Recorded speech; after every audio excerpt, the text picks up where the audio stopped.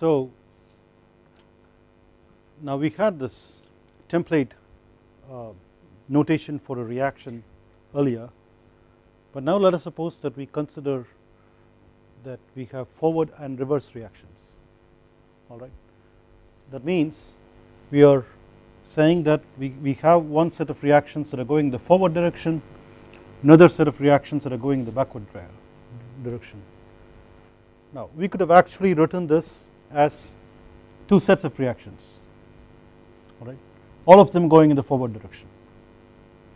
Essentially that means, like, for example, if you now went from k equals 1 to m, you can now write these as two sets, and from k equals m plus 1 to 2m you will now have the other set of reactions.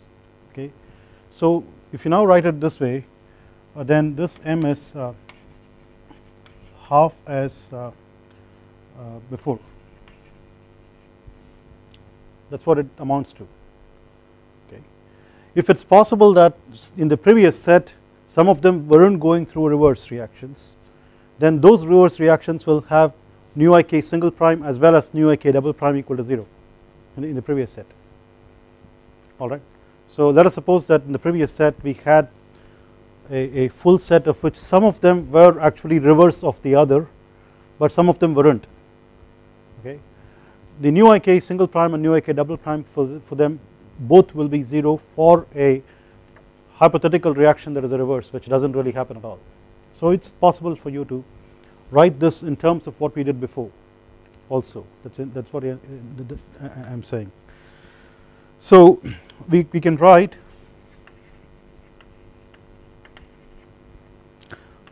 omega ik equal to nu ik double prime minus nu ik single prime omega k. Keep in mind we had this yesterday and we are using the symbol omega, right, and this is for a particular species, omega ik. I is for the ith species and k is for the kth reaction, right. So when you're able to actually write it for a particular species, you might be able to go from a molar reaction rate to a mass based reaction rate. Okay, so that is from moles per second per meter cubed to kilograms per second per meter cube by multiplying by the molecular weight. Alright, so we could do that, and that is what will actually be used in the mass balance, because the mass balance is looking for the amount of mass that is produced or consumed rather than number of moles that are produced or consumed. We will go through a molar conservation equation also. Okay, at that time we will try to use number of moles, but when you try to use mass we will change from Greek to just English alphabet. So from omega will become w, small w. So those are things that we will talk about, but this is something that we did yesterday. Yeah. So here omega k is, now this is for the kth reaction out of 1 to m, you see. Therefore there is like a forward reaction rate and a backward reaction rate, right. So there is like something that's going forward and then some of it is getting consumed, therefore it has to actually be subtracted out. Yeah. So then we can say this is kfk pi I equals 1 to n ci nu I k single prime minus kbk pi I equals 1 to n ci to the nu ik double prime, right. By the way, it is customary to actually indicate the specific reaction rate or the rate constant on top of the arrow for a given reaction to indicate that that is the kinetic data that we are looking for. Okay, pretty much K contains the kinetic data. Your A and E or B, M and E, what we saw yesterday, all that stuff is contained in this. So So to say that you have this means that you are supplying the kinetic data for this particular reaction rate, specific reaction rate constant. Here what we see that this is like Ci to the nu I k single prime means we are looking at the forward reaction having the nu I k single prime, the species as reactants with the nu I k single prime as the coefficients. You say Ci to the nu I k double prime, we are now looking at the reactants over here as the reactants for the backward reaction. That is the reason why you are using nu I k double prime, right. Then at equilibrium,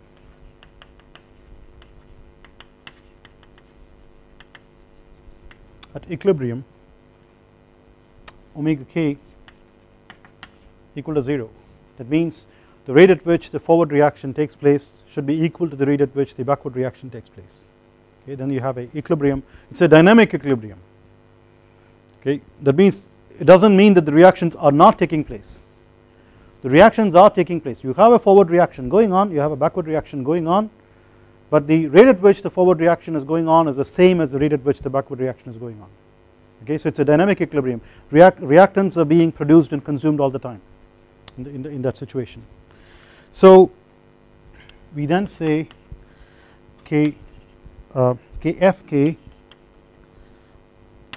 pi I equals 1 to n Ci to the nu I k single prime equal to kbk pi I equals 1 to n Ci to the nu I k double prime, right. Therefore kfk divided by kbk equal to pi I equals 1 to n Ci to the nu I k double prime divided by pi I equals 1 to n Ci to the nu I k single prime, which is nothing but pi I equals 1 to n Ci to the nu I k double prime minus nu I k single prime. Now what does this look like? We have seen this a little bit before, maybe about a couple of classes back, except we did it for, like, let's say hydrogen oxygen reaction specifically or something like that. Anybody? What is it?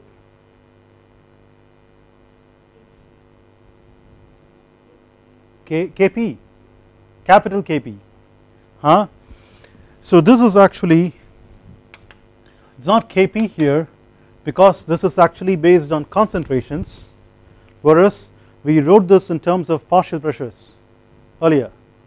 Okay, so when you had partial pressures, we had like partial pressure of a product raised to its stoichiometric coefficient times partial product pressure of another product raised to its stoichiometric coefficient if you had two products, divided by partial pressure of reactant to its stoichiometric coefficient times partial pressure of another reactant if you had one more reactant to the its stoichiometric coefficient and so on. So we had this before, that's what we are going through, but in terms of partial pressures we called it Kp, which is basically the capital Kp, which is the equilibrium constant based on pressure or partial pressures. Here we are writing in terms of concentrations, therefore this actually is Kck, which is the equilibrium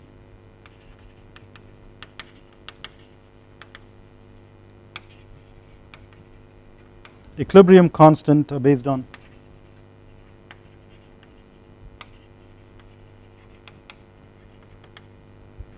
concentration. Okay, fine. Since Ci is equal to Pi divided by RT, how do you get this?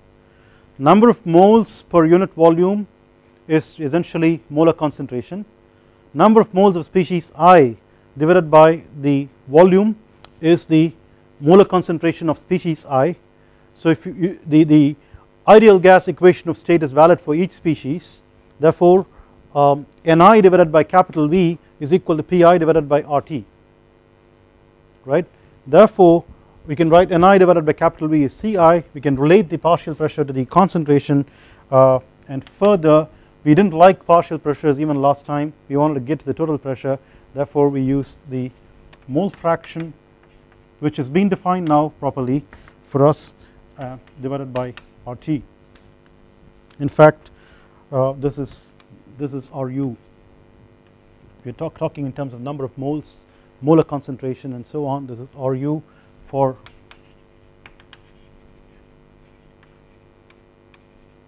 ideal gases, right. Therefore K Ck equal to pi, you can just plug this in there and then say I equals 1 to n xi to the nu ik double prime minus nu ik single prime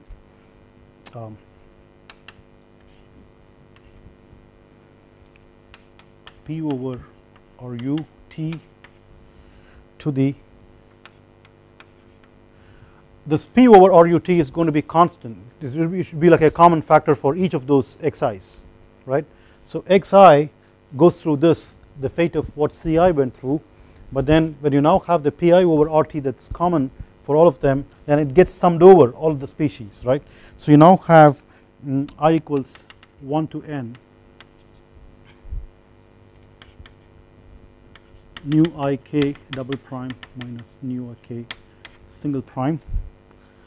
So in effect this is nothing but Kpk, which we were familiar with to begin with, times P over RT to the power sigma I equals 1 to n nu ik double prime minus nu ik single prime.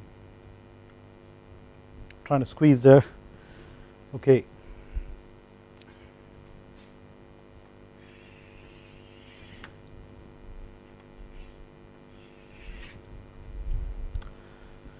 So from here you can see that the kinetics is related to equilibrium, and this is something that you are not unfamiliar with.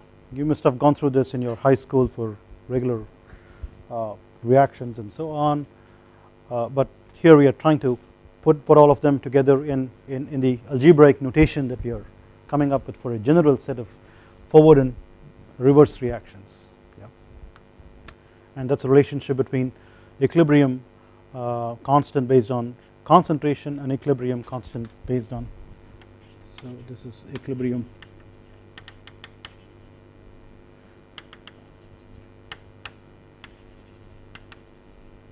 constant based on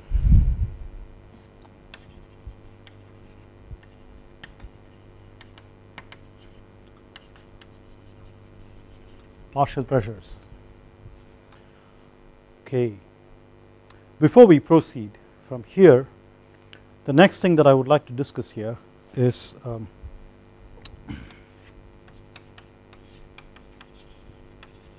order of a reaction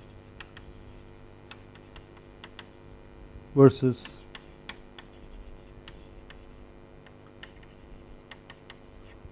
molecularity. Okay, molecularity of a reaction.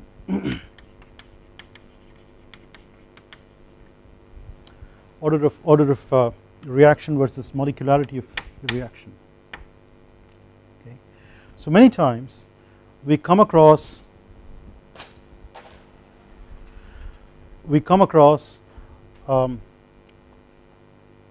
these things like we have a first order reaction or a second order reaction, okay, and sometimes we also hear this thing like we have a unimolecular reaction or a bimolecular reaction or a termolecular reaction and so on, okay. So what are we talking about? Any feel for this?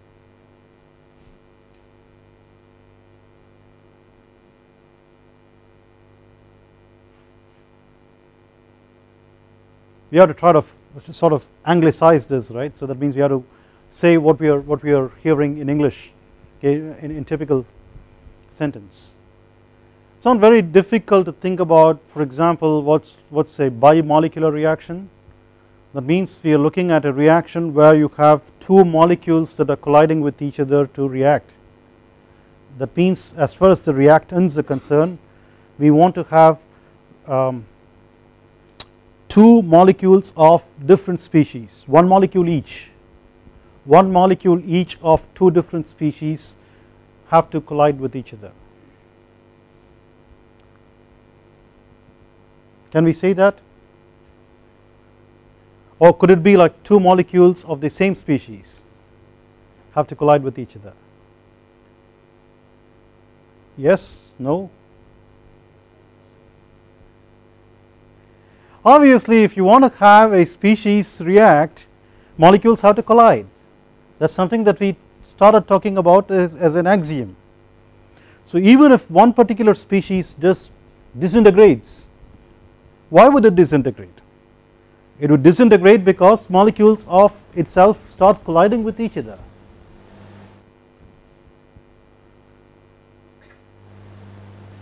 Right? And then you could think, well, maybe I need two molecules to collide instead of just one molecule disintegrating by itself without any collision. Huh? Would that be bimolecular? Okay, so let's have this thing in our minds. Okay, of course, now if you can extend this confusion to let's say termolecular, which is pretty easy. You can now say I want to have three molecules of three different species, three molecules each of three different species in a termolecular reaction or a trimolecular reaction. Or I could have like two from one and one from the other and so on, right. Okay, so we have that situation.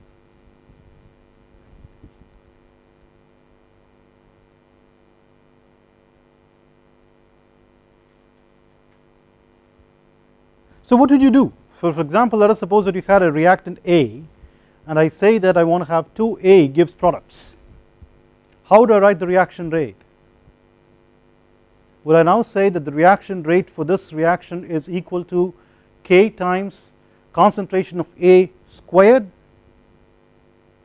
Or can I say, well, let me divide it by half, I mean divide the whole thing by 2 and then say A gives half of products yeah, and therefore the reaction rate should be equal to K times concentration of A raised to the power 1. There is a big difference. You can't have a rate either depend linearly on the concentration of A or a square of the concentration. They are vastly different. So which one would you do?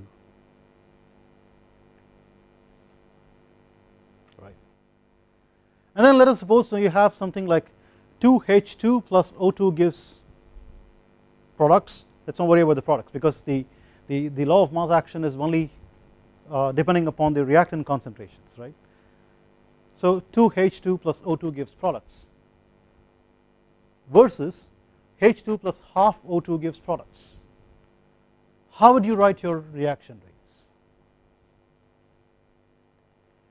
Would you write this as K times concentration of H2 to the power 2 times concentration of O2, or would you write it as K times concentration of H2 times concentration of O2 to the half? The two expressions are vastly different,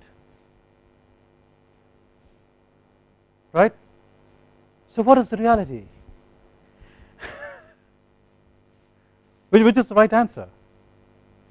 Could you just recklessly divide the reaction by whatever number you want, like I just say divide by 2 all over, and then I now come up with a new reaction rate constant expression? I don't know which is right then.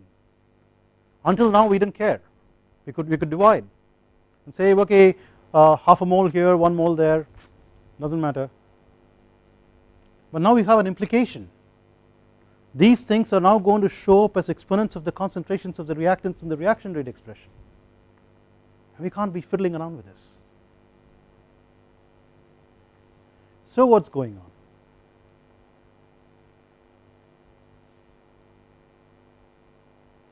Right? The answer is, if you now look at a reaction where you are talking about, like let us say H2 plus half O2 gives H2O, you know that it is not really happening that way,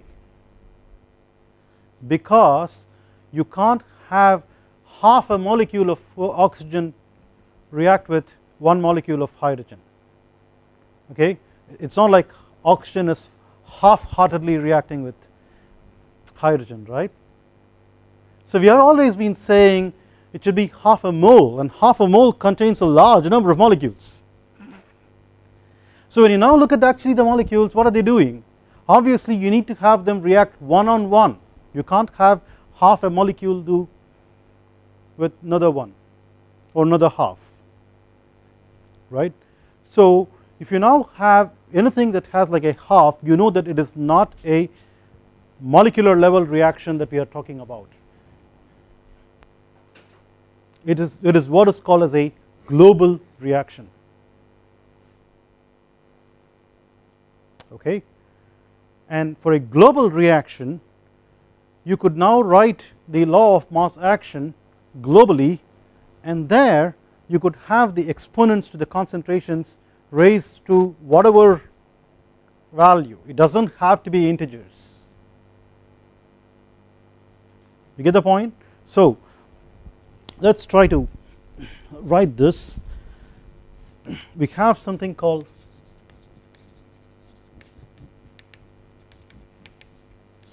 global kinetics, right. So consider the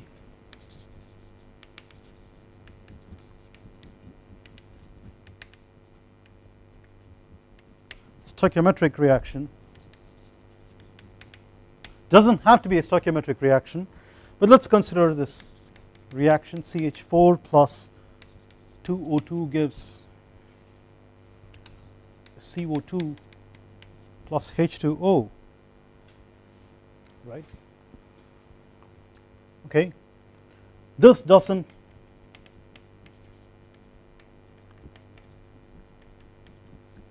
happen as it is. Okay, this does not happen as it is, although thermodynamically feasible. Thermodynamically feasible. Okay, it does not happen in reality. Yes.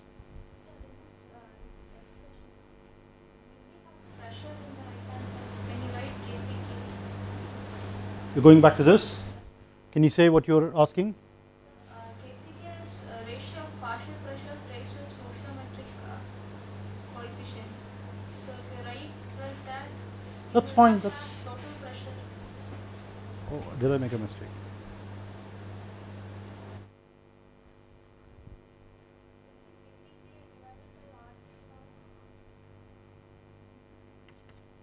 Should we have this?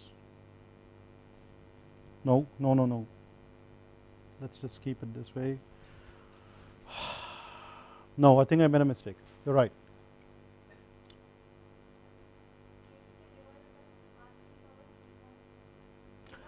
You don't have the P here. That's what you mean. Yep.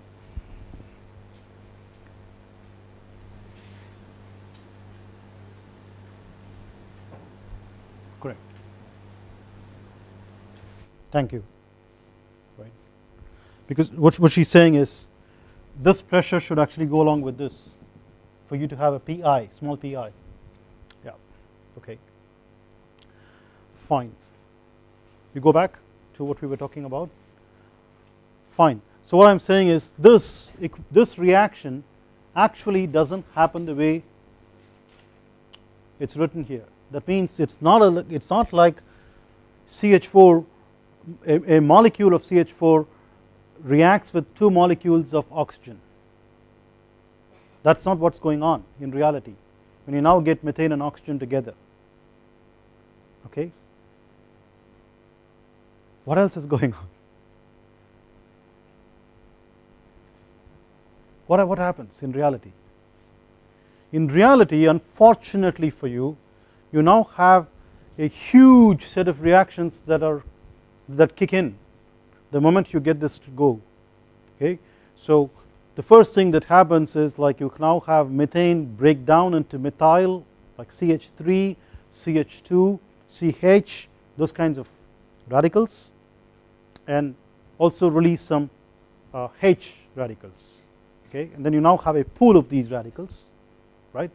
Oxygen could split it to O, and O can actually get together with H to form OH, and lots of such things.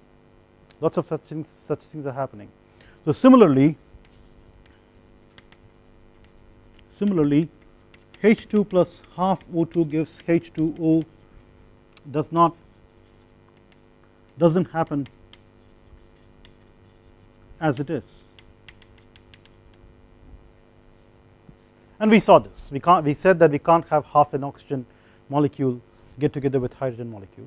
We are okay with half a mole of oxygen reacting with hydrogen on the whole. Okay, but essentially when you say on the whole, then these reactions are now representing what's called as global reactions, that are representative of a huge set of reactions that kick in at the molecular level. So those reactions that are happening at the molecular level are what's called as elementary reaction steps in a reaction scheme. So this is the terminology that is typically used. So you have a reaction scheme, that means you have a scheme of lots of reactions going on, and each of those reactions that we talk about in reality would be like an elementary reaction step that's happening at the molecular level,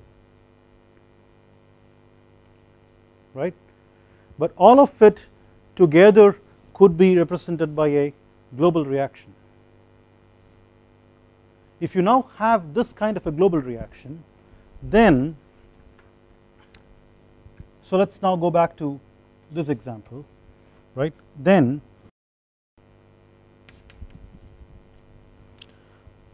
if you want to now write the, let us say, the production rate of CO2 concentration, right. So dc CO2 divided by dt, that is like saying dci over dt, where I is for CO2. Okay. You can now write this as K CH4 power P C subscript O2 power Q. We won't write for this reaction P equal to 1 and Q equal to 2, no. Okay, because P and Q are to be found empirically.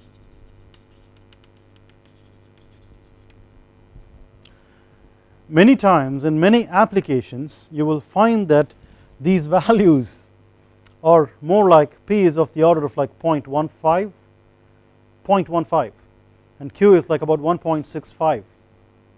So you see that first of all they are not integers, number one. Number two, it's got nothing to do with the coefficients of these reactants that are appearing in the global reaction, because the global reaction is like a representation of what's happening in reality through a huge number of elementary reaction steps in a reaction scheme. And to give you an idea of how huge it is, for the methane oxidation you could be thinking about like at least about 100 reactions, 100 reactions minimum. Okay, and the number of species that it produces, because it's now splitting into CH3, CH2, CH, H, O, OH, all those kinds of things, it could be as many as about 40 species. Okay, we are now looking at fairly large number of reactions, and mostly not so large number of species, but relatively large for this, right.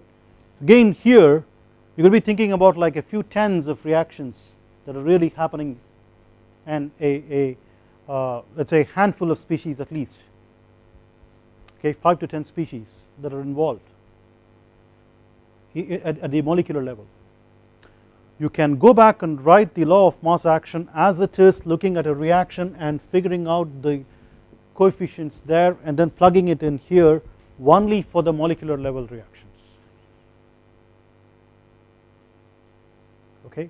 So if you now do that, if you now are sure that a reaction is actually a molecular level reaction and not a global reaction, then you look at the reaction, you can write the law of mass action, the rate of production of a particular species or the reaction rate as K times concentration of the reactants raised to the respective coefficients that are seen in the reaction. Those will typically be integers because we have to have integral number of molecules of each reactant react, right. And then we can say you have a molecularity of the reaction is essentially the number of molecules of reactants that are participating there. So there, if you now add up those exponents that are happening at the molecular level, that gives you the molecularity of the reaction, okay. So if you had a termolecular reaction where you are now saying 2H plus O gives you H2O, let's say that's one molecular level reaction that's happening, then you can say it's a termolecular reaction that's because you need to have 2 hydrogen atoms collide with 1 oxygen atom to form a water molecule. But you could also now distinguish and say the reaction's molecularity is 2 in hydrogen atom and 1 in oxygen. That means you should now be able to say what is the molecularity in each of the reactants. That's the next level of refinement in trying to identify the molecularity, right. It is also possible for you to say this for what's called as a order of reaction. An order of reaction is typically like what we are talking about for a global reaction. So in a global reaction, P plus Q will now give you the order of the reaction, which are empirical constants, right. And then you can further say the reaction is of Pth order relative to methane and Qth order in oxygen. You see, you can say that that is all common practice to identify what is the reactions order in each of those species, each of those reactants for a global reaction, okay. Of course, for a elemental reaction step that is happening at the molecular level, the molecularity and the order are the same, but the order is not the same as the molecularity when you are looking at a global reaction, and it's got nothing to do with the stoichiometric coefficients that are obtained for mass balance. Essentially when you are trying to do a balancing the reaction, you are essentially doing a mass balance, okay. You want to balance the same number of nuclei and each of those nuclei have some mass, right. That's what you are trying to do. Good. So n plus n, you can now say n equals P plus Q is the order of reaction, and need not be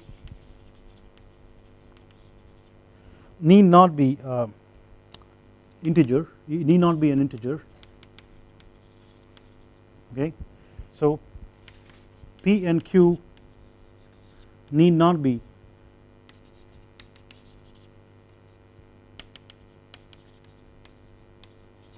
integers, okay. Can they be negative? What does that mean?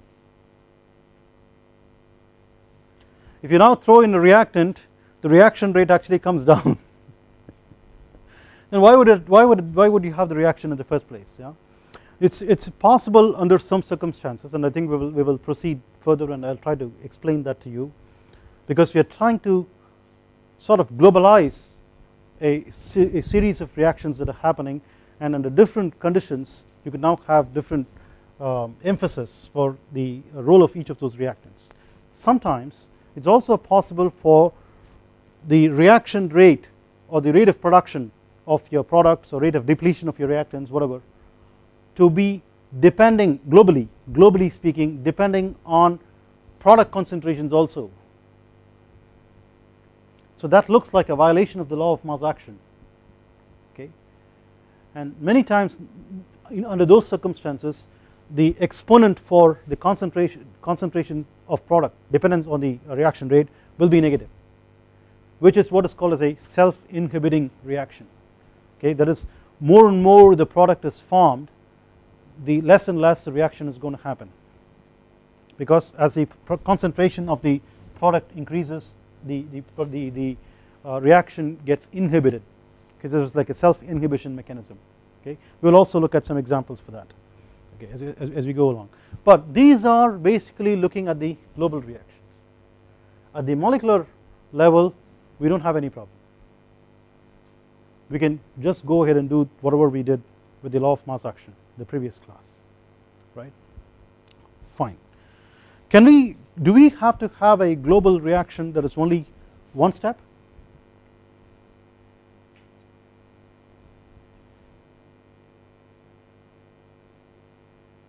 Can we have like multi-step global reaction?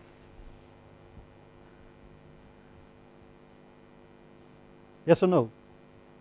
No, why not? While we are having fun, might as well have more fun, huh? This isn't fun at all, huh? Right. So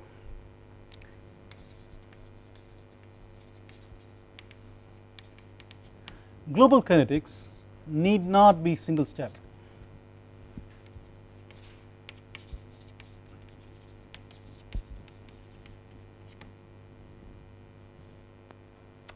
Right. That is, we could write the same reaction as above in two steps, okay.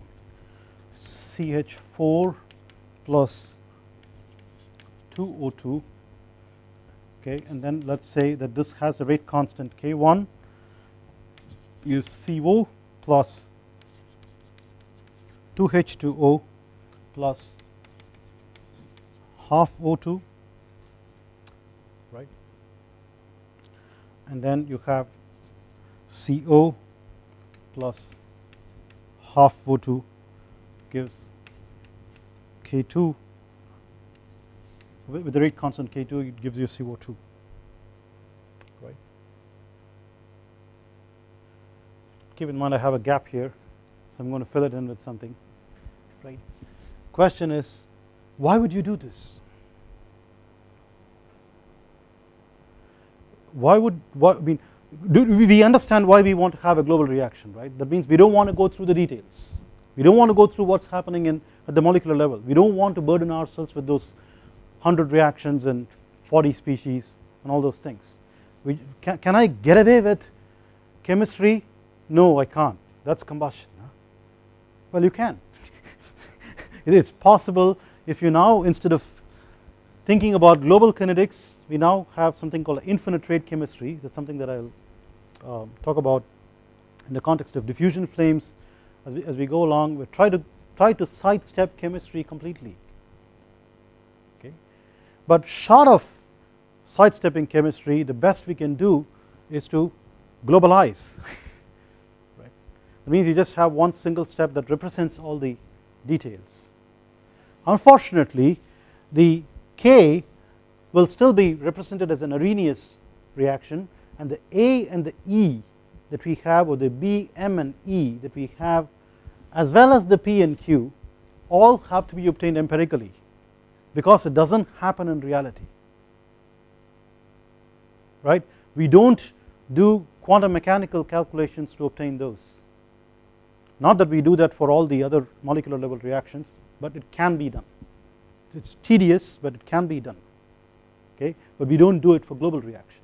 So that means we have to get numbers from literature for global reactions which are empirically obtained. But while you are there, why would you want to do like a 2-step global reaction? And of course when you do 2-step, you could do 3-step, you could do 5-step, not 100-step and so on, right. Why would you do that? Why would you want to now split the global reaction, which was convenient, nice reaction, and then have a splitting headache over it, right? Any ideas? In this case, we are not just interested in this reaction going on, we would like to see if we can track how much CO is being produced. So if you are particularly interested in a intermediate, right, I would like to now write my global reactions in such a way as to include that species showing up as a product in one reaction and a reactant in another reaction. Possibly the two rates are not going to be the same, right. So you are now going to have a CO that is being formed as an intermediate, and I like to know how much it is. And I like to see if it is actually going to be completely consumed as much as it is getting produced, which means I now start looking at what is my K1, what is my K2, right. So I can then write here, so we will try to fill the gap here, dCH2O for example over dt equals, you could write this for CO as well, maybe yeah, okay, let us just do this, K1 CCH4 to the P1 CO2 to the Q1, and here we say dCCO2 divided by dt equals K2 CCO P2 to the P2 CO2 to the Q2, right. And then we will have to empirically find out what is your K1 and K2, which in turn means we have to now know what is your A1 and E1, or B1 M1 and E1, A2 and M2, or B1 B2 M2 and E2 for these are the kinetic constants, and then you have these P1 and Q1 here, P2 and Q2 here, which all have to be empirically supplied. But provided we can actually try to get those empirical relationships, what this tells you is if you were to have this situation, it is pretty much like the rate of production of water and rate of production of carbon dioxide are actually the same, but here we will now be able to distinguish that the rates of production of water and rate of production of carbon dioxide are different depending upon the individual rates at which these things happen. And look at something very interesting that is going on. You see that in this reaction, the first reaction, carbon monoxide has to be produced before the second reaction can happen. So the second reaction rate will depend on the concentration of carbon monoxide which is produced in the first reaction. If the first reaction did not happen, the second reaction cannot happen, right. And when the second reaction happens, it competes for the same oxygen as the first reaction. They are happening simultaneously, right. So you have methane getting oxidized, carbon monoxide also is getting oxidized with the same oxygen in the pool. So it is as if like methane was trying to get oxidized, it produced some carbon monoxide, the carbon monoxide now begins to actually eat up the oxygen that is trying to oxidize the methane, and then reduces the rate of that reaction because it is consuming some oxygen, but if it reduces the rate of that reaction it cannot get oxidized, so it reduces. So you see what is going on, there is like a competition between these two, but it has to be sequential. It is sort of like mother and daughter competing with each other. Okay, one of them gives rise to the other, but then they compete, right. So it's pretty interesting dynamics here, and it will depend on what your K1 is, what your K2 is there. So think about K1 being much lower when compared to K2.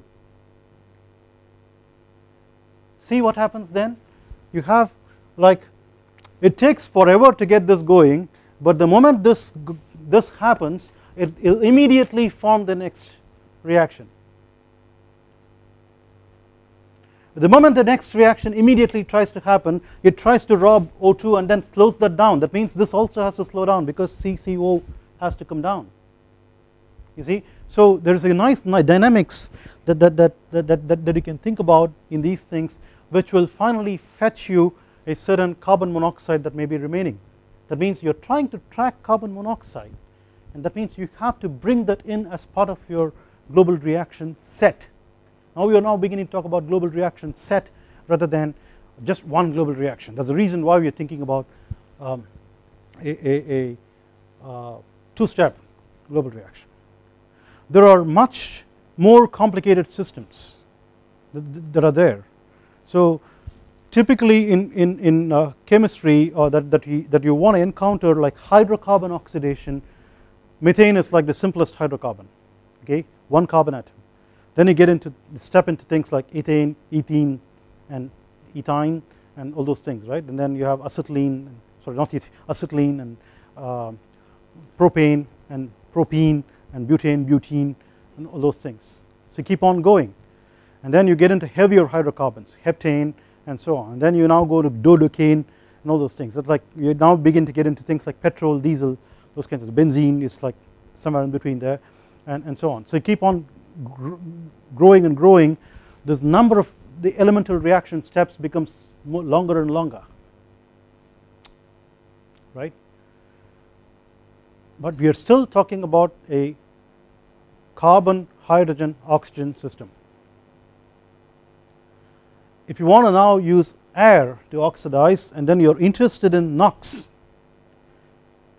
that means you have to now factor in oxides of nitrogen being formed, okay. Then you are now throwing in one more atom type into the pool, and the set of reactions that you have to consider there at the molecular level becomes a lot more. So you suddenly are looking at about 500 reactions happening, okay. So I used to be working with ammonium perchlorate reacting with polybutadiene, right.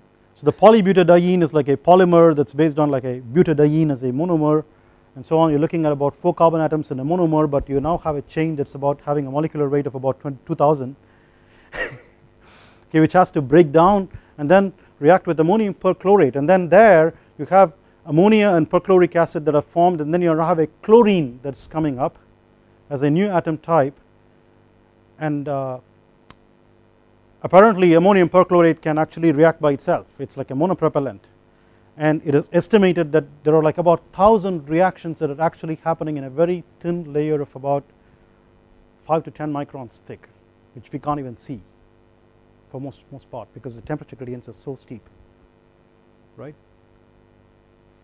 And typically it's approximated by 5 global reactions. So it's like the typical number we are looking at, okay. So from 1000 we try to reduce it down to something like 5 so that we can handle it, okay. Are there better ways of handling it in a more realistic manner? We'll wait and watch Monday.